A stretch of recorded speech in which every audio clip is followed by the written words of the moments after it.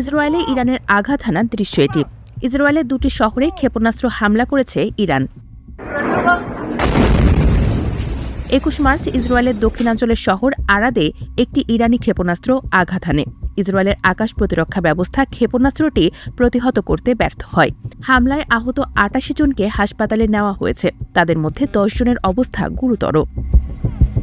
এদিকে ইসরায়েলের পারমাণবিক স্থাপনা থেকে মাত্র 13 কিলোমিটার দূরে অবস্থিত ডিমোনা শহরেও হামলা করে ইরান। এতে অন্তত 39 জন আহত হয়েছেন। এই শহরেই ইসরায়েলের প্রধান পারমাণবিক স্থাপনা অবস্থিত, তবে সেটি ক্ষতিগ্রস্ত হয়নি বলে জানিয়েছে ইসরায়েল।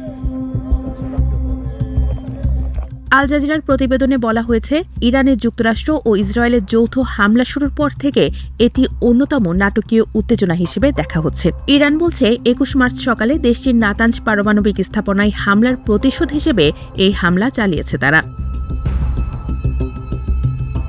হামলার পরপরই ইসরায়েলের প্রধানমন্ত্রী বেনিয়ামিন নেতানিয়াহু এটিকে ইসরায়েলের জন্য একটি কঠিন সময় হিসেবে বর্ণনা করেছেন। তিনি হুঁশিয়ারি দিয়ে বলেছেন, ইরানকে এর চড়া মূল্য দিতে হবে। তিনি এক্সে লিখেছেন, এই সময়ে মাঠে কাজ করা জরুরি ও উদ্ধারকারী বাহিনীকে আরও শক্তিশালী করবেন।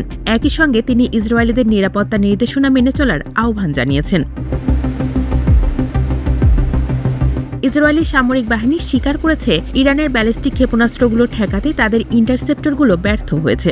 কয়েকশো কেজি ওজনের শক্তিশালী ওয়ারহেডগুলো সরাসরি শহরের জনবসতিতে আঘাত হানে।